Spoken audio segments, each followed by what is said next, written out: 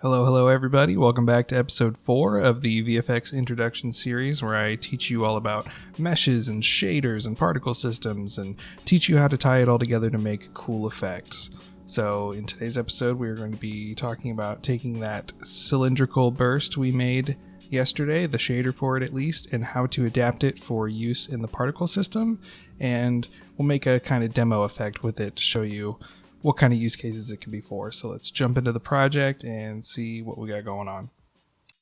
Here we have the cylinder that we worked on in the last episode. Let's go ahead and jump into the shader and see what we can do to adapt this for use in a particle system. Double click the shader to open it up, and we have all of our nodes still here from last episode. Now the primary thing I'm going to need this to do, it's got most of the things it needs already, but we need it to dissolve away over the lifetime of our particle, which will be just this mesh. It won't be a particle. The particle system will actually spawn this mesh, and then we'll do some magic to make it look good, but we need it to be able to dissolve away instead of fade out, because for like hard-edged effects, hard-edge dissolves are way better than fading it out or just popping it out of existence. Let's take a look at how a basic dissolve function would work. So let's create a noise node. I use simple noise. You can use gradient noise, Voronoi, whatever. There are some good noise options. You have these three, Voronoi and gradient noise. I just prefer simple noise. That's what I always use, but the other two definitely have their uses. Gradient noise is probably just as good as simple noise. I just prefer simple because I just know it front and back. So let's create one of those. Now, here's what we can do. We can either do this with a step node or a smooth step node. And I'll show you what they both do here. So if I were to plug this into here and adjust this value, this is going to be taking all of these. I believe this is taking the black values because I plugged it into the top, but if I plug it into the bottom, it should be the white values. You see they kind of match up with the texture. So this is basically cutting off any softness based on this threshold that we're giving it. So if we scroll it, we fill this value. If we do a slider from 0 to 1, it's basically scrolling through those values and getting to where it's either all black or all white. Kind of using this as a, not really a mask, but as time almost, like if we were using a lerp node. So we're scrolling through and following all these softness patterns until it reaches either full white or full black. So if you set edge 2 to 1, plug in a slider to edge 1, and then plug in the noise in the in slot, you can see it does a similar thing, but it keeps some of that softness to it. That's why it's a smooth step, because it still scrolls through based on the white values of the texture, but it just allows you to keep a little bit more softness. And this is nice sometimes because the step node tends to get a little pixelated on the edge, so it's kind of nice to be able to go in and adjust your edges to make them more soft or not. You just got to be careful, because if they're at a strange value like this, it'll start inverting, which we don't like, but it won't do that at 1. So if you want to keep a kind of soft edge as your particle dissolves out, or your mesh or whatever you're doing, use a smooth step instead, and it'll work just fine. But today we're going to use just a regular step function, because I think it always looks fine. So let's get rid of these, because we're not going to use them. Okay, so we're using a regular step function. Okay. And what we can do with this, if I make a texture here, not a round node, give me a rounded rectangle. What happens is if we multiply these two together, now if I scroll through this, it's going to dissolve it out of existence, which looks way more clean than if I were to just pop it out or shrink it down or even fade it out. Depending on the look you're going for, this is going to look really nice. And we can control scaling and everything. If we want it to be more granular. Just a great feature. You'll do this all the time, especially if you're making stylized effects. So now let's make it actually affect our shader up here, this texture, and set it up to work with the particle system. So let's go ahead and create a UV node. Okay, and this is important. You want to switch this to UV1 right here in this drop down. Let's create a split node. Drag this in, and what this is going to do is tell our particle system that we are going to be changing these values specifically. If we look at a particle system here, and we go down to custom data, enable it, and you'll have to, this will be disabled by default, drop this down, custom 1, set it to vector. XYZW corresponds to RGBA. So when we are controlling different values in our shader using this, these are the corresponding letters. They're different, obviously, but it's the same from top to bottom. R is X, G is Y. These are the numbers that are going to be adjusted in our particle system, and we can change those over the lifetime of our particle. So let's go ahead and get this hooked up, and I will show you exactly what I mean. If I create a preview node, this just shows you whatever is actually going on when you plug it in. And I plug in the A, which is the W in our particle system. It shows full white. That means that this number, this float that's in here, is defaulted to 1. Okay? So that would mean this will be the default when we plug it in here. Let's change this back to 25. That means this black is the default. So what I'm going to do is run this through a 1 minus. And what a 1 minus does is it says, give me the opposite of what I just put in there. Now, this is 0. And that's what we want, because this value is 0, and that gives us our full transparency. Now if I plug this into here, it'll be the same exact thing. That's what we want. But what we're actually going to do before we do that is we're going to create a branch node. And what a branch node does is it allows us to have a Boolean. A Boolean is just a yes or no toggle, which is also 0 and 1, which allows us to decide between two things. So let's say if this is set to true, let's use this custom vertex stream stuff. And if it's set to false, let's use this slider, because I like to be able to set up my dissolves and stuff first before I run them through the particle system, so I can change the tiling and everything, and I like to be able to adjust that with a slider just so I can see what's going on, and I can see if the tiling's right, and then adjust all that, and then switch it to use this input instead. So let's press space and create a Boolean. Plug that in here. We'll leave that default to off because we want this shader to be our default, or this slider to be our default option for controlling this dissolve feature. And then we take the branch and we plug that into the input here. So now this still controls this, but if we were to switch it, this would take control. Turn it off, the slider has control. Perfect. Okay, so now let's see what we need to do up here. We've already got a multiply node ready to go, but if you did not follow along and create a multiply node, you need to multiply this step function by our texture. And we're doing this larger texture because the alpha of this covers everything, right? It allows us to see the whole thing, because if we use this, it would cut out exactly this and we wouldn't be able to see the bottom color. But we do it before the cutout happens so that it just encompasses the entire effect. This is the alpha mask we want. We want everything else to be transparent.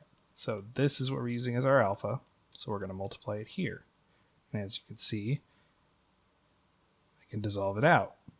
And we'll have a controllable speed so it can kind of scroll up with the texture scrolling.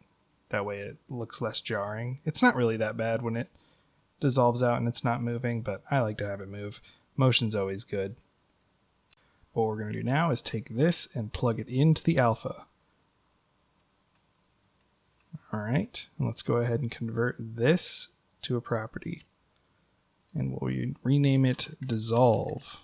You could even name it Manual Dissolve. That way we know that that's our manual controller, that slider, for this dissolve feature. We can also right click this, convert it to a property, and let's name this UV Dissolve, because it's using the UV node for this one. And I like to put parentheses and then put which corresponding letter that this feature is going to be on. So we have it on the A, so that's going to be our W. So I'm going to put W in here, just in case I forget later down the line which one is which.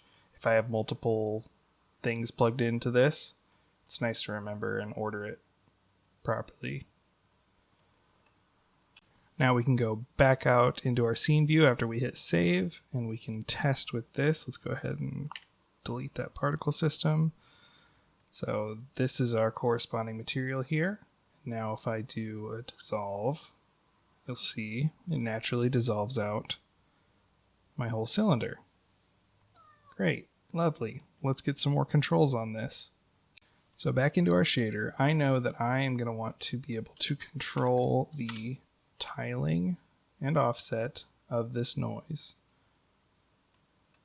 Now, I want to take the same speed that this is scrolling, so I can go ahead and grab the output up here of my distortion speed, multiplied with the time node and everything, and I can bring it down. If you drag something towards the edge here, it'll scroll for you. So let's go back down to where we were, plug this into the offset. So now this is scrolling at the same speed. Sometimes I like to separate it out. If you wanted to separate it out, you would just do another time times multiplied by a vector 2 and then plug it in. And then you can control this speed separately. But I think it's fine for this purpose to keep it the same. Let's make another vector 2 so we can control the tiling, because we are probably going to want to adjust the tiling of this. Convert that to property. Let's rename that to Dissolve Tiling. Perfect. Let's get a scale as well. Default it to 25. Plug it in. Right click, convert to property. I always hit the button right after I let up on my shift key, and I have to like backspace all the time when I'm working on shaders. I swear it's just when I'm working on shaders too. Dissolve scale. Okay. I think this is all the controls I'm going to need for this. So let's hop back into our scene view. Oh, we didn't hit save. Okay, so now as you can see, this dissolve is partially through here, and it's scrolling with it. I mean, I kind of like the tiling, but I think we can line it up better. This is a very sharp tiling, and if you wanted to look at the tiling of your distortion, it's right here. It's -11. Let's just see. Yeah, that's pretty good. So if we dissolve this out, yeah, that's nice. It's a little grainy. That's because our distortion scale is smaller. Let's set our distortion scale to the same, or our dissolve scale to match the distortion scale. Yeah, that's pretty good. And this is why I like to have this set to manual first, where I can control it with the slider. So I'm not trying to stare at a particle system and adjust this stuff. I can just scroll through real quick beforehand. Yeah, I think that works for now. If we go ahead and turn on this Boolean that says we're going to be using the custom vertex stream to control the dissolve feature, and you'll see that our slider does not work anymore. We're going to right click and create a particle system. And we'll name it Burst. Let's hide this cylinder we were working off of before, because the cylinder will be created within the particle system. Let's set the speed to 0 for now, because we probably don't need it to move. Let's set the shape to a sphere and set the radius to 0. So everything is spawning at the exact same location. We'll just set this to 1 for now. 1 on the lifetime. 1 on the duration. Sure. Now what we need to do is go down to the renderer. We want to change this from a billboard to a mesh. And if you click this here, this little circle guy, it'll allow you to search through your meshes. We have our cylinder FX no caps mesh here. And it's going to keep the same unlit particle material here. Need to replace that. You can either drag it on top of the particle system or drag it here and it'll be replaced. Okay, so what's going on here? If you notice, it's always facing our camera, but it's a mesh. So we don't really want it to be like that. So let's go to render alignment and switch this to local. And that means it's using our same local rotation up here. So if I set this to 0, it's going to be facing the right way. And now it's just creating 1 every second. And it's almost like it lasts forever here. It looks infinite. And I use this sometimes to create particles that always are active and need to look the same. I just set everything to 1 because it's emitting 1 per second and the lifetime is 1, so it's just constantly being replaced. I do that sometimes for like environment stuff. If I just need a quick billboard effect where it's always facing the camera, if it's like a candle flame or something, you can set it up like that. So it's just a constantly emitting particle that dies every second and replaces it every second. Let's go ahead and change our start size here. Let's split it so we have 3D start size because we want to increase the size of this burst. Let's say 5. Sure, that works for me. So we'll keep these X and Z at 1 and we'll have the Y at 5. Now we also want it to grow out of the ground. So let's go down to size over lifetime. And it automatically has this curve where it just scales the whole thing up. Let's split this, separate the axes. We want the X and the Z to stay the same, right? So we just do a straight curve for both. Now it's going up. Let's do this curve. Ease out, I believe is what that's called. Who knows? Not me. And now it's bursting upwards and it's looking pretty good. I think our pivot's a little off here because it's kind of moving. We can actually change that. I'll show you how to change the pivot. If you go down to pivot in the renderer, you can offset it. And it'll actually change the pivot of your mesh. That's a little better. So it's not like growing up out of the ground and moving upwards. Let's go negative 0.02. Yeah, it is still a little bit, but that's fine. Kind of suits the effect. So if you ever need to change a pivot of a mesh, you can do it within your particle system or the pivot of your particles. Whatever you want to do, you can change it in here, which is really handy if you mess up the pivot in your modeling software and you don't feel like going back and forth. Okay, the bits and pieces are here. Let's go ahead and get this dissolve feature over the lifetime working. So we need to be in our renderer, go down to custom vertex streams, check that box, hit the plus down here, go to UV. And this is why we set it to UV1 back in our shader, okay? Remember it was defaulted at 0, we set it to 1. That's because for some reason this UV2 in a particle system is UV1 in the shader. I don't know why. Whatever you set it to in the shader, it is +1 in the particle system. It's confusing, but just know if you set it to UV1 in the shader, it's going to be UV2 here. So we turn that on. We're just adding things to the list here. Hit the plus again, go down to custom. This is us deciding what kind of inputs we're going to want under this custom data. So let's go to custom, we'll do 1, and this has X, Y, Z, and W, which is what we want. So now, if we turn this on, go to vector, W controls the dissolve. And what we can do,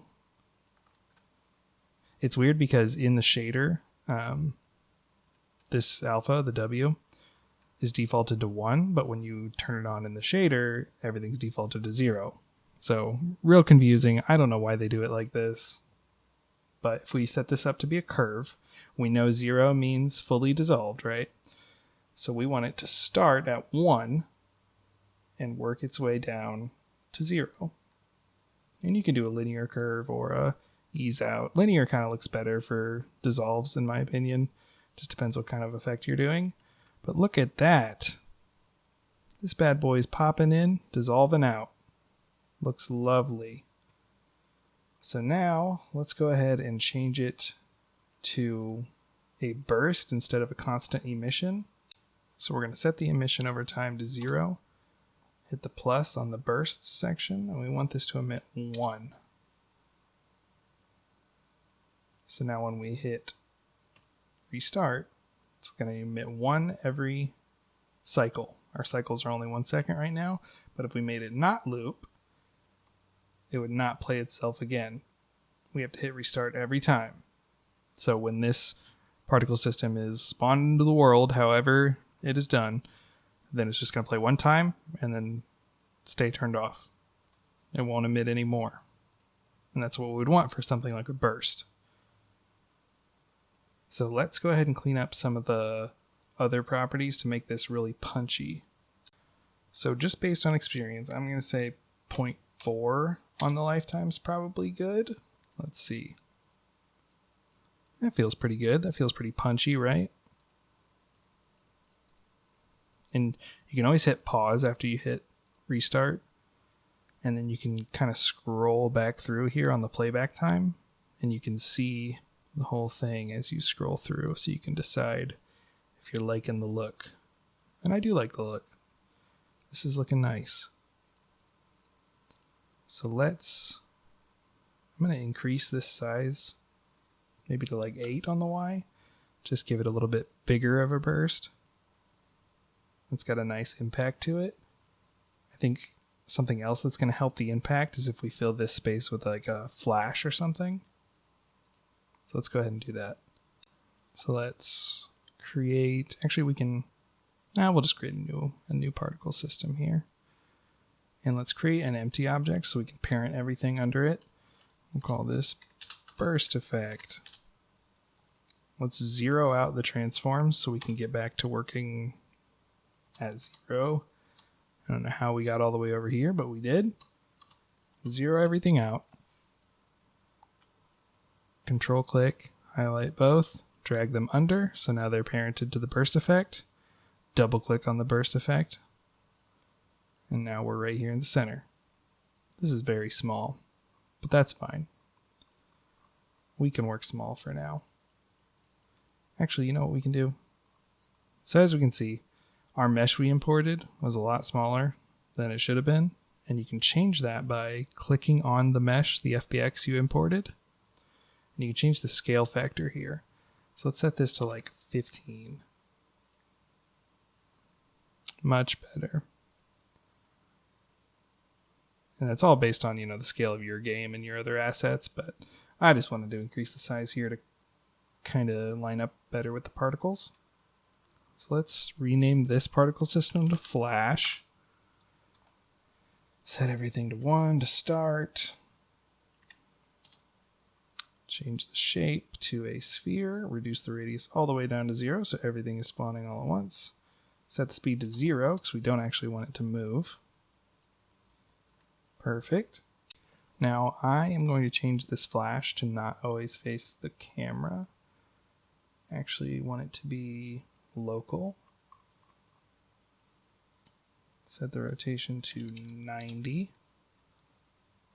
Because I like to have it kind of level with the ground for this kind of effect. And let's go ahead and replace that default particle with a hard edged particle from we'll do the shader we made in the first tutorial, the particle shader.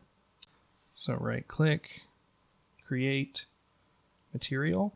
We'll name this one particle. Now let's name it flash, because that's what we're going to be using it for, a flash. Go up here to shader, shader graphs, particle. Set everything to transparent. That all looks good. And let's plug it into that flash. Okay. So I'm going to want a sort of blue color. Then I want to increase the intensity here. Yeah, let's match that bottom color of our burst. That's looking nice. We can go to our flash here. We can increase the size of it. Now that it's bigger, it's probably a little intense. So let's bring down the intensity on the color. Yeah, good enough. We just want a little bit of a glow here. All right. Now let's set these values here in the particle system to act like a flash. So in my experience, a good lifetime for a flash is 0.2 seconds. Let's go down to size over lifetime, turn that on. And we want to do the up-down curve. So now, if we set this not to loop, and we change it to a burst, because remember, bursts fire instantly as soon as you spawn this into the world. Highlight both and hit restart. We get a nice flash burst effect. I think I actually want this to... I'm going to bring down the burst a little bit so it lines up better, because our pivot's a little off. Yeah, that's better. Okay. Yeah, that's looking nice. Let's go ahead and create a ground plane. 3D object, plane, increase the size. Sure. Plane's too high up. Set the plane's Y to 0. And we're going to want to bring up the flash just a little bit. 0.01 should be good. That way it's not intersecting with the ground plane. Beautiful. Now I would say that this is a totally serviceable ground burst effect. What we could also do, if you don't want to leave this space kind of empty in the middle, you could add a second burst in there. You could also, instead of doing an up-down curve on this, you could do a fade in and out. So if we went to color over lifetime, put a key in the middle here, set it to 50%, drag the alpha on both of the other sides to 0.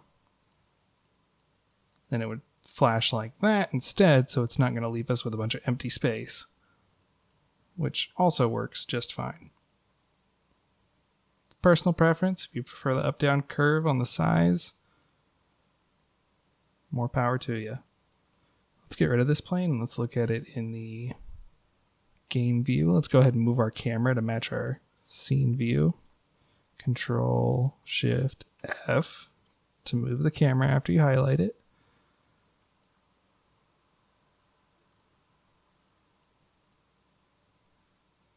And let's hit play. And then it'll bring us into our game view. And we can turn this on and off. See it playing. Lovely. So let's go through and let's elevate this a little bit, because it would work totally fine right now the way it is if you were just doing a quick burst. If this was a weapon hitting the ground or some kind of little explosion going off, this would be fine. But I want to fill out some of the space some more and add some more detail. So let's turn off game view, go back into our scene. Let's duplicate our burst here. And let's have this one be a little tighter. Let's go half, 0.5 on the X and the Z. So it's got a little inner burst as well. That's already adding some nice depth to it. Yeah, I like that more. And let's add some sparks. Actually, let's make this inner one also taller. Set this to like 12.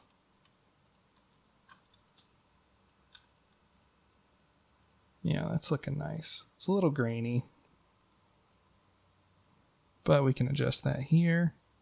If we just change the tiling, can make it less grainy.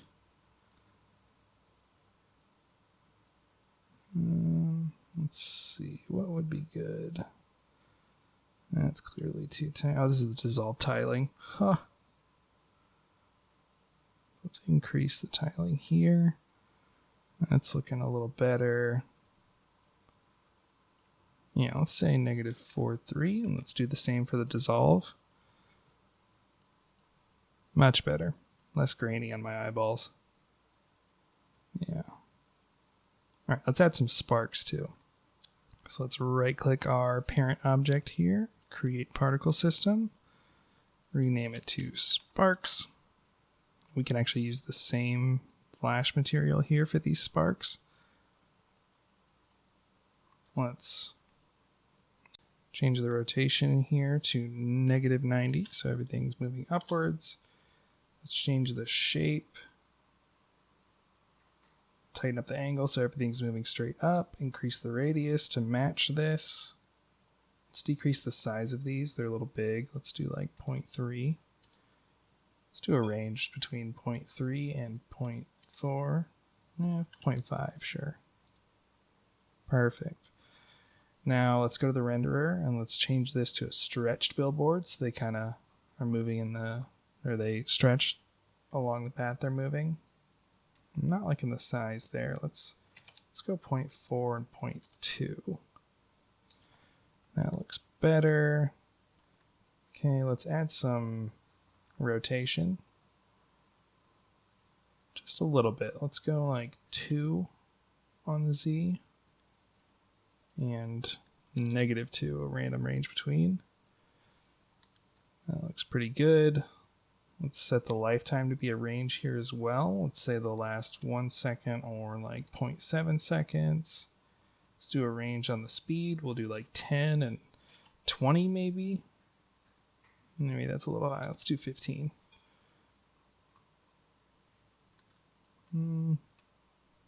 Yeah, that's all right. Let's try that for now. And let's change the emission here to 0 here. And we want to do a burst. Burst of like 10 of them, we'll say, just to start off. And let's set the mode under shape to burst spread so everything's spread out nice and easily. Let's see how this all looks when it plays together.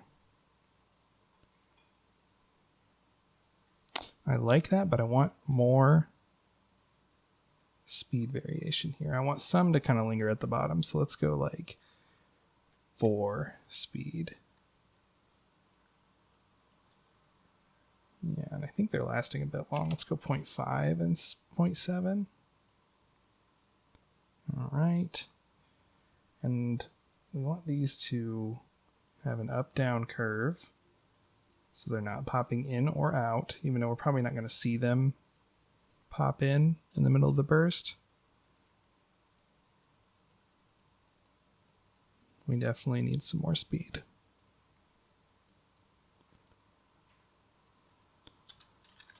Okay, let's change this to be a maximum of like 20, maybe 25 if we're feeling a little crazy.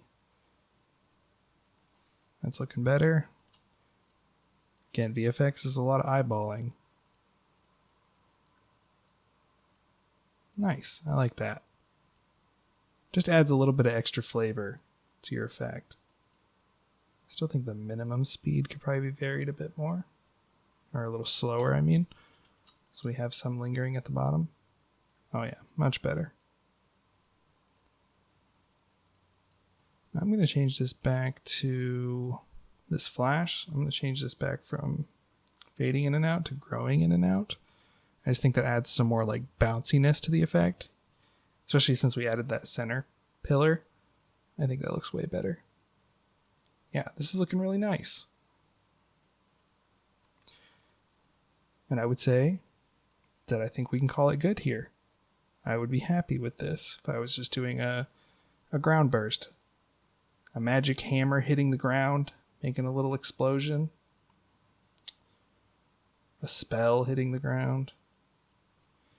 Of course, you can do color variations. I encourage you to do some sort of variation on your own effect if you're following along, just to experiment with all the different features for yourself. But I'm happy with this for now, so I think we're going to call it here. Thank you guys so much for watching. If you enjoyed the content, learned something new, drop a like, do a subscribe, do all the YouTube stuff. Still trying to grow this channel here. I think next time we're going to look at possibly making just some specific kind of effects. We're getting into territory now where we've covered a lot of the fundamentals, and I might just want to show you how to put those to use in making specific effects, kind of like we did with this burst, but it was kind of more learning focused. But maybe next time we'll do some sort of stylized rain or other types of effects that we can usher in some more knowledge but make a cool effect at the same time. So if you liked this video, I imagine you'll like the next. We're just going to be making some more effects from now on. So keep an eye out for that one. I'll see you next time. See ya.